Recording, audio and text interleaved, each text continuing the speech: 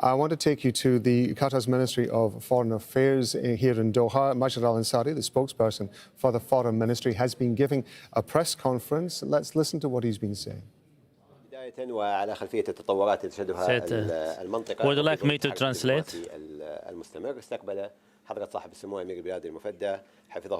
as the Emir of Qatar on Tuesday last received the King Abdullah II, the monarch of Jordan, during an official visit. He also on Thursday last received the President of Egypt, Abdel Fattah al-Sisi, in an official visit. He also received on the same day in his Lusail office Hakan Fidan, the Foreign Minister of Turkey. His Royal Highness received a number of communications over the past days,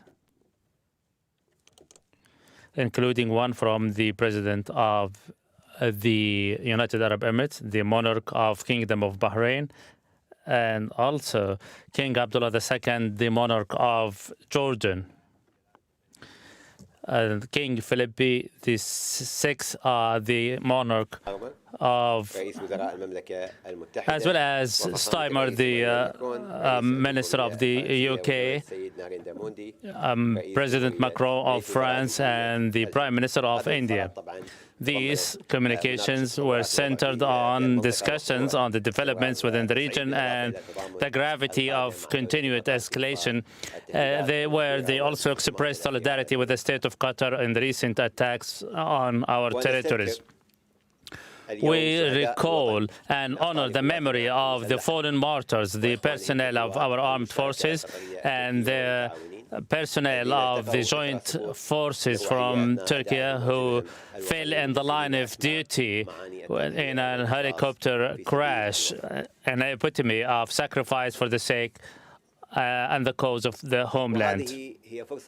This is an opportunity also to honor the memory and recall that there are thousands of Qatari personnel, armed forces personnel and security personnel, together with their brothers from the Turkish apparatuses, as well as others who are taking part in the joint efforts in defense of Qatar, who are standing in harm's way and putting their lives in jeopardy simply to protect and defend the citizens and the residents of Qatar.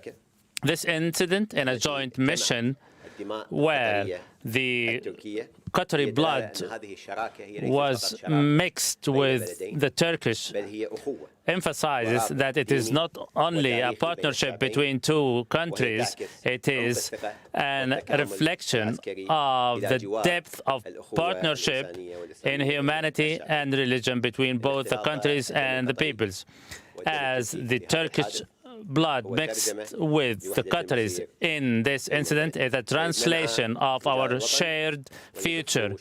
We honor the memory of the fallen martyrs, and we also reiterate that the state of Qatar, through the armed forces and security personnel, are working 24/7 to ensure and guarantee the safety and security of all living on our homelands. And on behalf of all of you, we express our gratitude to the sacrifices made by the fallen martyrs who fell in the line of duty. And we reiterate that all those who are residing on the home soil of Qatar have demonstrated all forms of love, support, and solidarity, and doing all what it is needed in defense of our home soil. And as you may know, on Saturday last at 10:42 at night, while a routine tour, an A3W9 helicopter suffered a malfunction whereby it fell in the territorial water and all on board fell as martyrs. 4 from the Qatar Armed Forces, Captain Pilot Tayyar bin Salim Al-Murri, the fallen martyr Captain Pilot Saeed bin Smeikh, Surgeon Fahd bin Hadi Al Khayarin, and Corporal Mohammed bin Maher Mohammed, and the full motor air defense Major Tashkin from the Turkish Qatari Joint Forces, in addition to civil operators Seliman Kahraman and Ismail Anajan from our brotherly state of Turkey. Immediately following the incident, the concerned apparatuses started search and rescue operations, including the naval search and rescue units of the Naval and Border Coast Guards, as well as the Internal Security Forces, Lakhouya. And in the following morning, the search and rescue operations were completed, where all the bodies were recovered. The funeral processions were made, and the funeral prayers were offered in presence of His Royal Highness the Emir of Qatar. It is a moment of solidarity. It is also expressive of the human cost of wars, despite the fact that they fail in a routine mission. It is an epitome of the sacrifice made by them, and we pray to God Almighty to accept them in His mercy. The Foreign Minister and Prime Minister received a number of telephone calls from Faisal bin Farhan, the Foreign Minister of Kingdom of Saudi Arabia, and Sheikh Jarrah bin Jabir Al Sabah, the Foreign Minister of the Brotherly State of Kuwait, and Abdullah bin Zayed Al Nahyan, the Foreign Minister of the United Arab Emirates, and Badr Abdul Ati, the Foreign Minister of Egypt, in addition to a phone call from Hakan Fidan, the Foreign Minister of Turkey. During these communications, they offered condolences to the State of Qatar for the fall of the armed forces personnel. His Excellency also on Thursday last took part in the consultative ministerial meeting held in Riyadh with the participation of Saudi Arabia, Azerbaijan, Jordan, United Arab Emirates, Bahrain, Pakistan, and Turkey, as well as Syria, Kuwait, Lebanon, and the Arab Republic of Egypt. During the meeting, all the attendees reiterated condemnation of the Iranian attacks by missiles and drones on the regional countries in a flagrant violation of the international law, and called for immediate and swift compliance with the UN resolutions and international law. Dr. Mariam bin Ali Al-Misnad, the State Minister for International Cooperation, on Tuesday last had a telephone call with Ms. Hanina Said, the Social Affairs Minister of Lebanon. During the call, they demonstrated the humanitarian affairs in Lebanon amid the massive displacement of thousands of Lebanese under the current situation, in addition to a number of other humanitarian affairs. That's all what we have for this week's briefing, and open the floor to questions. Al Jazeera Television, we start by offering condolences on the fallen martyrs. The United States announced that there are talks taking place between the United States and Iran, while Iran denies. You, as a mediator, what is your position, and especially in the coming days where the issue of the administration of the Strait of Hormuz affairs?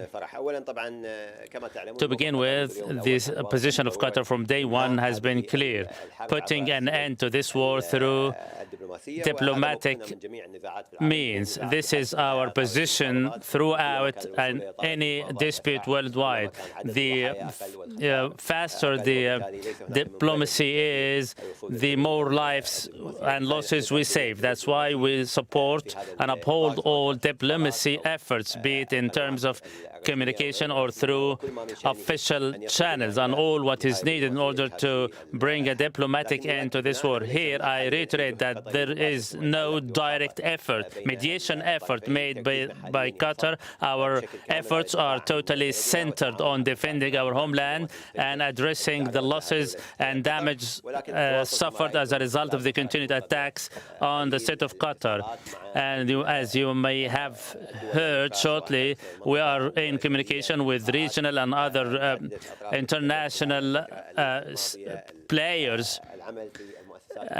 Also, the international organizations hoping to bring an end to this war and also bring a halt to the hostilities against the state of Qatar and other regional countries. We remain vigilant. We remain at alert in terms of the military operations and their social, political, and economic repercussions. Here, it is very important to emphasize that it is clear, as expressed by the Prime Minister, Minister of Foreign Affairs in the press conference with his Turkish counterpart, there are certain beneficiaries from circulating false rumors. This cannot be interpreted but in two ways. First is to drive a wedge between our countries and to paint a false picture that there are disputes among ourselves with the aim of driving a wedge between the regional countries, and also to undermine any efforts aiming at reaching a ceasefire. I believe you are all expert journalists, and you can easily interpret what is really meant by these false rumors and who is the true beneficiary.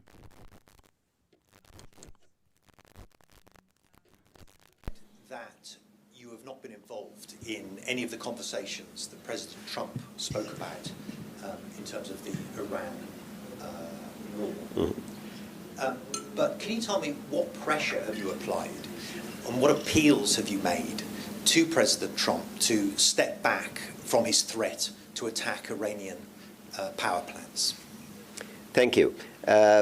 First of all, I don't think pressure is the right word between strategic allies. We work very closely with the U.S. administration and with President Trump on finding an end to the current escalations. We have conveyed very clearly that the attacks on Qatar have resulted in catastrophic results on the energy sector and Qatar's economy. You know, as His Excellency the Minister for Energy in Qatar has said that as a result of the attack on Ras Laffan, there was a reduction of 17% when it comes to our ability to export LNG, and that the cost is going to be up forward of $20 billion in US dollars in annual income, and with a time span of about 5 years to solve everything that has happened. This was communicated very clearly to all our partners around the world, including the United States. And I think, of course, there is a very clear impact when such damage happens to the energy sector in the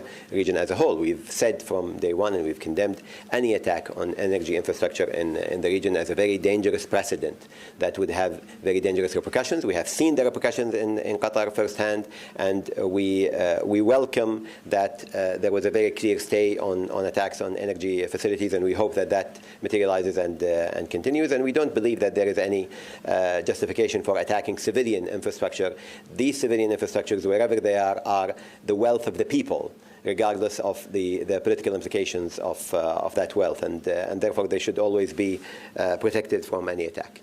Please. Do you believe that President Trump has correctly characterized the nature of the talks that he says Washington is having with Tehran? Well, you have to ask those who are involved in the talks. As I stated very clearly a minute ago, we are not involved in these talks. Our concern right now and focus is on protecting our countries and on diplomatic calls that make sure that that happens.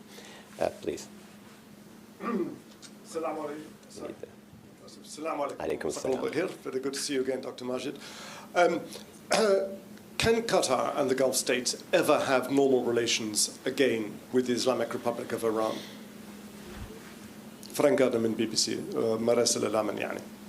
Thank you. First of all, I think we've said this countless times. Iran has been here for millennia. The people in this region have been here for millennia. nobody's going anywhere. Total annihilation is not an option. No one people's or country will disappear from existence by the wish or whim of any political actor. We will live next to each other. We will be neighbors for the future of humankind, and we have to find ways of living next to each other. This is a very difficult moment. Our country has been attacked. Our sovereignty has been attacked. We have seen the effects on our economy, on daily lives of people living here, and we don't take it lightly, and we don't see the attacks on our sovereignty as something that we can live with.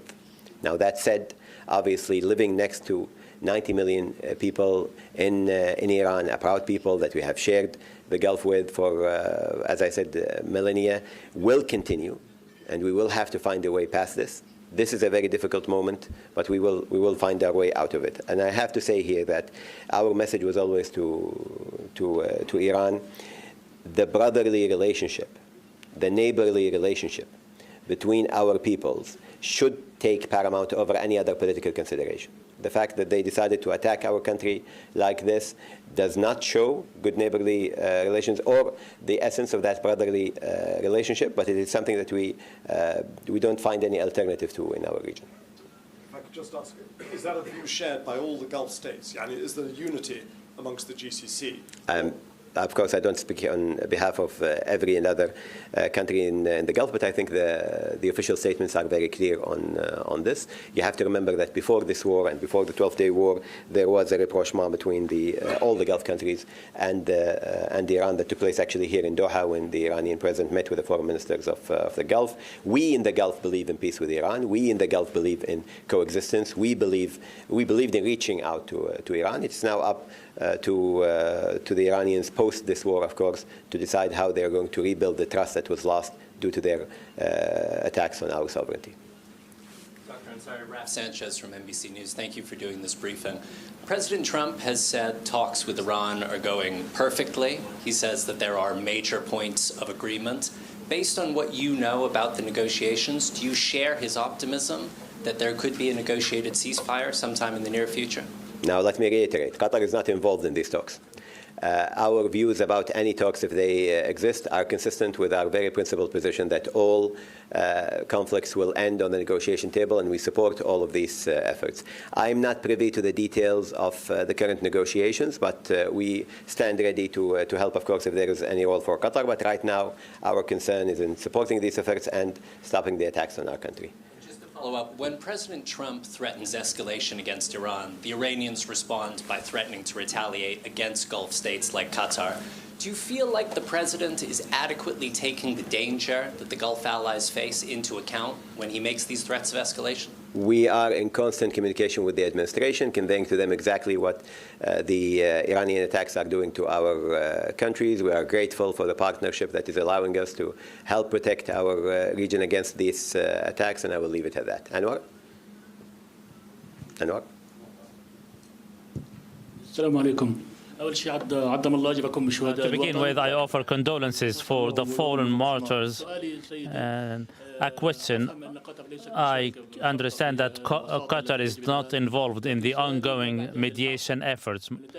After this war, when dust settles, the dire economic consequences suffered. Will Qatar be part of any future agreement in order to maintain security within the region? Thank you for this question. It is a very important question. As a matter of fact, the most important outcome of this war is that the regional defense and security ecosystem has been shattered. Many of the established principles have been undermined, which means many of the Gulf countries who are, as you know, currently and closely cooperating and coordinating to maintain their collective security. This ecosystem requires total reconsideration and reassessment once dust settles. And as you know, the Gulf Cooperation Council, GCC, on many opportunities, and since the Israeli attacks against Qatar last summer, many measures have been taken in order to ensure joint defensive actions. And this has been further re-emphasized in this war. As you mentioned, yes, we need to pause, reconsider, and reassess the situation. The joint GCC defense ecosystem has proven effective. We need a collective and uniform position, not only within the GCC countries, but as you may have seen, in the meeting held in the Kingdom of Saudi Arabia, many other countries should be brought on board in order to have total coordination, regional and beyond, on how to address these threats. This threat is not only against humans, but it is also against territories, economies, which requires beyond trans-international and beyond borders cooperation.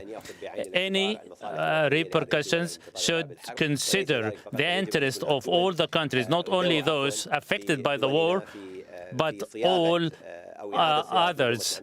That's why we should reconsider and reassess the comprehensive defense mechanism.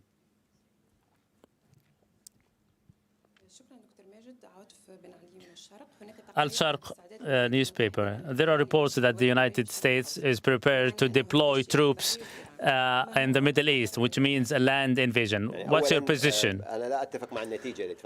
I do not concur with the conclusion you have arrived at. Deployment of forces is a natural measure in times of war. However, this question should be addressed to the United States Army. There are no clear statements or any tangible movements on the ground. Generally speaking, we stated that the continued escalation will have dire repercussions, and we have seen the outcomes here in Qatar, and that's why we continue to push for diplomatic solutions.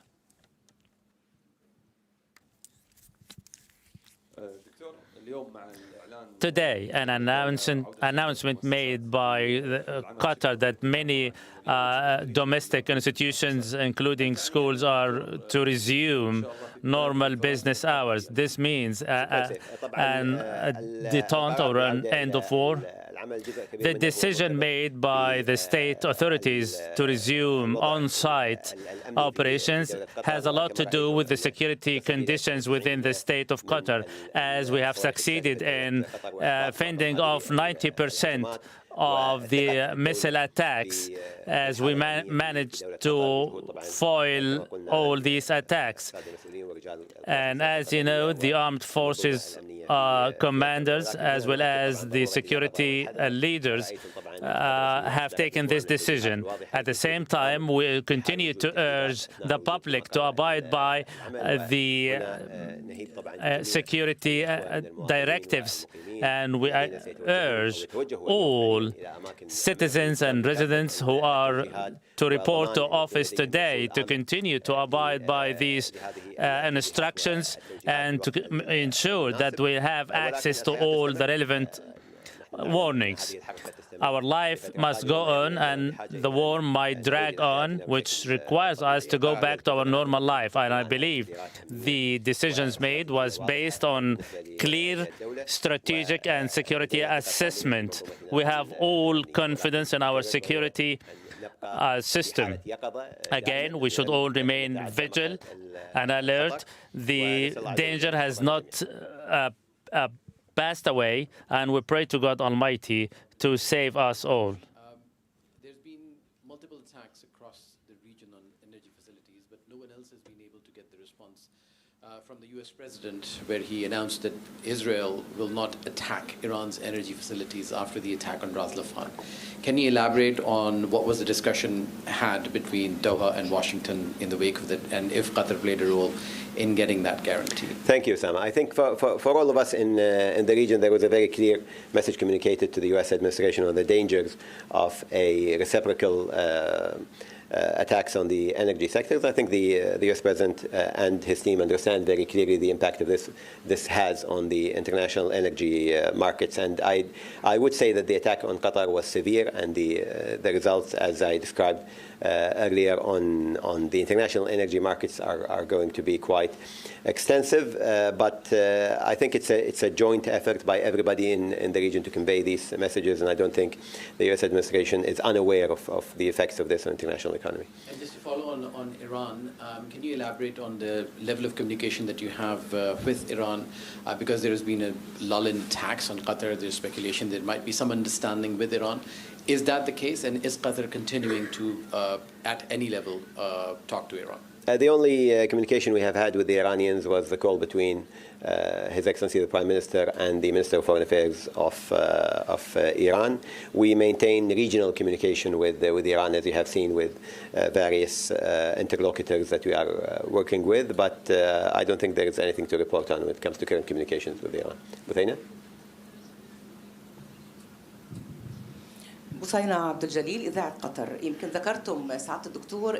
You have stated that Qatar is not involved in the current mediation efforts. However, you have very intense communication with Kuwait, Egypt, UAE, and Bahrain. What are these communications centered on? Another question. Today is a special day in Qatar as life is gradually coming back to normal. More important is to ask about the resumption of energy production as a gas producer, leading gas producer in the world. At the current defining moment, we have close coordination with all our brothers and friends within the region. These communications have not come to a stop from day one, and they have been centered on three major issues: halting all these attacks, coordinating collective and joint defensive measures, and also the total end of the crisis through diplomacy, and above all, concerted and uniform coordinated position with respect to all other threats. These communications are normal amid the current crisis. It is also expressive of the regional harmony and unity between the state of Qatar and others friendly and neighboring states, which is a source of pride for us. Answering the second part of the question, in terms of energy, I refer you to the energy officials. The decision was made based on technical assessment, and that's why the resumption of these production capacity operations will be also based on similar assessments. Al-Arabi TV. I would like to ask the talks President Trump spoke about will be limited to Tel Aviv, Tehran, and Washington, or the other Gulf countries who were part of the attacks will be involved. Again, I reiterate that Qatar is not involved in the ongoing talks. We are not a party to these talks. Again, I reiterate that here in the state of Qatar, and the same as our partner in the region, we had a uniform position that the regional countries, namely those affected by the war, must have a key role in the defense joint ecosystem. This war has proven that defense system is not 100% effective when it comes to deterrence. That's why coordination between all the regional players is needed. Our regional position is clear, be it in terms of the GCC states or other regional partners who have been also affected by the war. There must be a regional solution, and this regional solution must be endorsed and supported globally. And that's what we're working to achieve. Any diplomatic efforts are commended, and any diplomatic means are endorsed. The Spanish radio. Is the international community failing to contain the crisis, paving the way for Qatar to take more decisive and more independent regional initiatives? And as life is starting to gradually return in Qatar, are you initiating effective diplomatic channels to avoid future escalation.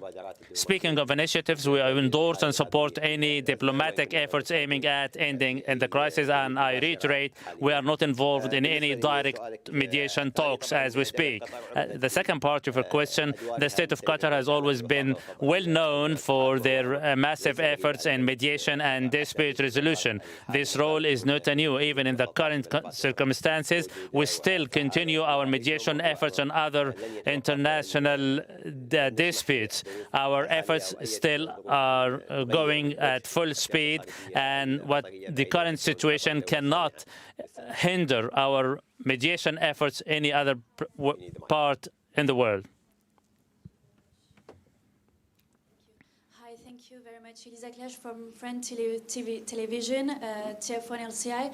Would Qatar retaliate if Iran hits your water industries, because it would endanger the whole population for you?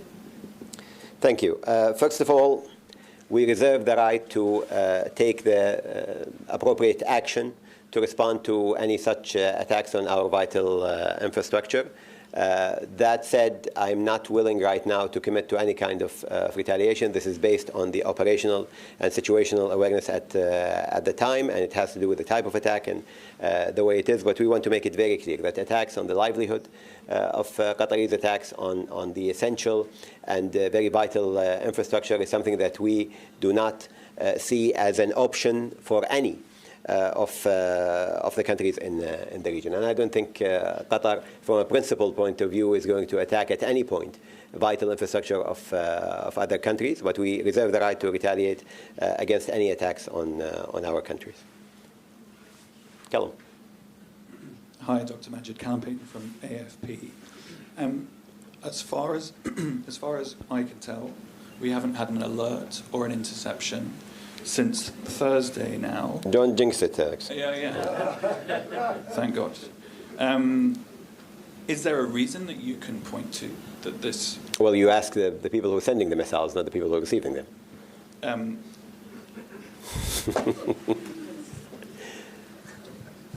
Please. Adil Halim, Bureau News. Just to piggyback on Callum's question, does that mean that there have been no imminent attack attempts, or simply that the alert threshold hasn't been met? We have not registered any attacks that merited issuing any alerts in the last couple of days, which obviously is a positive thing, and alhamdulillah, anyway, thank God that this is the case. But that doesn't mean that we have the luxury of not being vigilant anymore. We are still in the eye of the storm, and our men and women in uniform, in the armed forces, are keeping a very close eye to make sure that there are no attacks. We've seen, of course, attacks happening in the region very close to Qatar. We've seen, drones coming in and out of airspace. So we remain vigilant, but there has not been any reason to issue any alerts in the past couple of days. And with ongoing risks to regional infrastructure, what specific measures are in place to protect Qatar's energy and water supplies, and are evacuation and contingency plans ready if the situation escalates? I think you need the whole report from our NCC to tell you exactly the answer to that question, but I can assure you that we have taken all possible precautions and planned for every possible contingency with very clear scenarios on possible escalation. But we are confident in our security apparatus right now and our response to the crisis. The plans are being implemented fully, and we have not seen any breakdown within the scenarios that were built for such contingency. Andrew?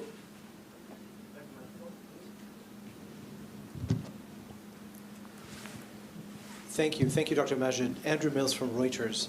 The decision to return to on-site work and classes at university and schools next week. You talked about this before. Is this on the basis of a reduction of incoming threats, or do those threats still exist, and Qatar is now more confident in its ability to defend against incoming threats?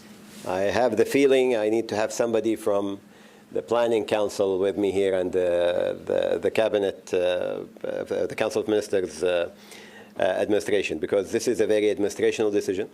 that was taken on a myriad of parameters, one of which was the need to return to normality if this war rages on without end. Obviously, we can't just close shop and wait for the war to end indefinitely. But that said, we have monitored the security situation, we have monitored the military response to the attacks on our country, and we have deemed it safe.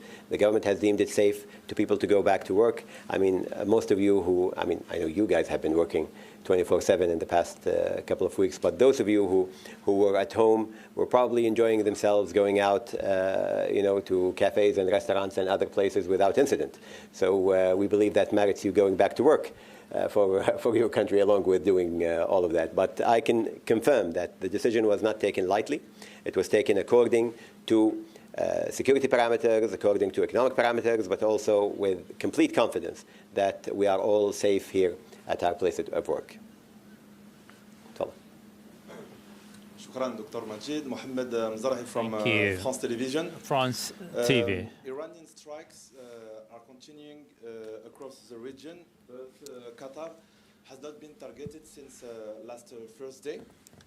My question is just how do you explain this? Do you believe Qatar is being deliberately spared, or why there is no, if there is some discussion toward Qatar and Iranian, because until like a few minutes ago, United Arab Emirates, they're still targeting from missiles and drones, Saudi Arabia as well, and in Qatar there is like maybe just few days without any missiles, any sirens, like a normal life. So how last time I stood here was after a period of calm, and the minute I got off the podium, we had a couple of attacks. I'm not comfortable with this line of questioning, because if an attack happens, then people will start making correlations about my press briefing and the attacks on the country. But let me say it very clearly. This is a question to be asked of those who decided to attack our countries unprovocatively. The attacks on the region persists. We remain vigilant. We are not out of the eye of the storm.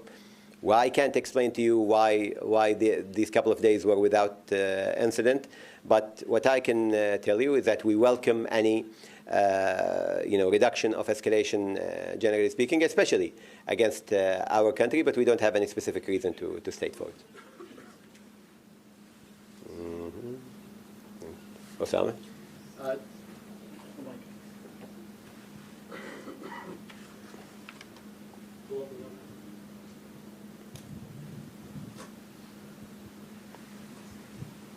Just to follow up on the regional conference that was held in Riyadh, there was a very contrast in tone on what we heard from Riyadh, especially after the attacks that happened while that conference was happening, and from the foreign minister of Qatar a day after when Hakan Fidan was here. There was a sense that there could be a retaliatory response from the region if this infrastructure threat continues to be there, and if Iran continues to target infrastructure. Is that a possibility? There is some regional directions towards it, especially from the UAE, Bahrain. There are indications they might be willing. What is Qatar's stance in all of this, and can it be dragged into any offensive action against Iran? Throughout our history, we have not been aggressors in any conflict against any of our neighbors or anywhere beyond that. Our defensive posture is very clear. Our country is being attacked. It suffered more than 200 missile attacks on our country's countless drones with losses that you are aware of. And therefore, we reserve the right to retaliate in a manner that is respectful of international law, but is also cognizant of the fact that we will live in this region indefinitely. And therefore, we have to work together towards regional peace, not towards regional escalation. I think the decision for retaliation is to be taken according to the situational assessment that is coming from our military and the decisions by our leaders. No such decision has been taken yet, but we are taking every possible precaution, every possible measure in our defensive posture to make sure that these attacks never succeed. And we have seen, as I said, more than 90% of the attacks thwarted through the brave work of our men and women in uniform. Okay.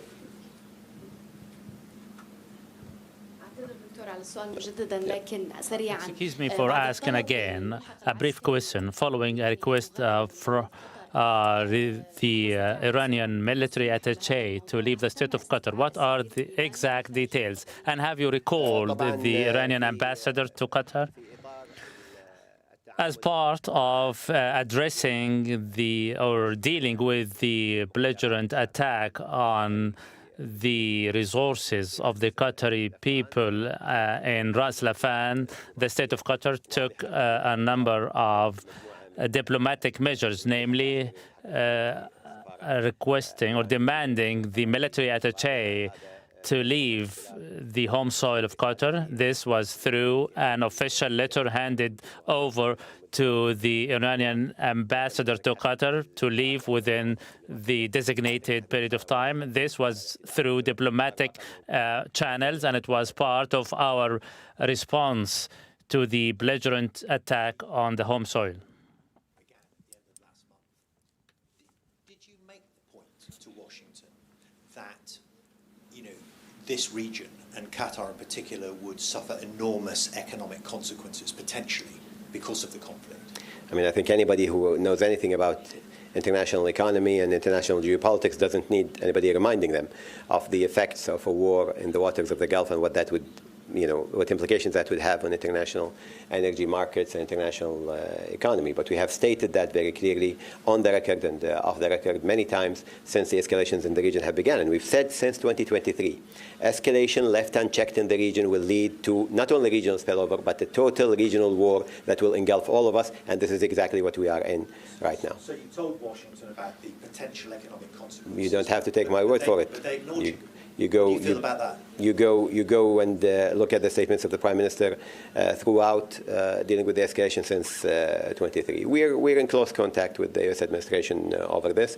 They took the decision to go to war according to parameters that they think are related to regional security. This is their assessments. We're working very closely with them on how to de-escalate and to find a way out of this crisis and to stop the attacks on our countries. But I won't comment on the U.S. administration decision. This is something to be discussed with them. Are you disappointed that, despite your warnings, you're using very emotional language, and that's not my mandate here.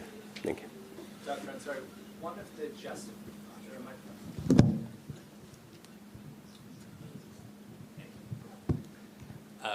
One of the justifications that Iran has given for striking Qatar is the presence of U.S. bases here. Do you feel, based on Qatar's experience in this war, that having a U.S. base here makes this country more safe or less safe? And does this cause you at all to reconsider whether it's wise to have American forces based here? We believe that this crisis, amongst many others in the past, have proved the importance of our security partnerships around the world, including the very strategic alliance with the United States, especially when it comes to security. This is not only a deterrence, it has always been part and parcel to the regional security architecture of our region. If anything, I think post this escalation, there is a renewed need to increase our defense partnerships and strengthen our defense partnerships in a way that would guarantee that such attacks in the future would never happen. Given that Iran has been striking Qatar, striking key energy infrastructure? I mean, escalation, as we said, since 2023, escalation left unchecked will lead to results that will engulf all of us. This would go beyond any partnership in the region. Yeah. There is a report suggesting that a deal being offered includes closing, quote, the largest US base in the region, which I guess would be al-Udeid.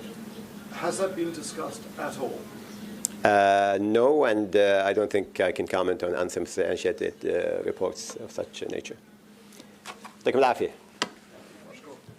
You're watching Al Jazeera. We've been bringing you coverage of a press conference that's being held by Majed al-Ansari, the spokesperson for Qatar's Ministry of Foreign Affairs in Doha. He covered a wide variety of subjects there, but he did, and I'm going to summarize what he said here.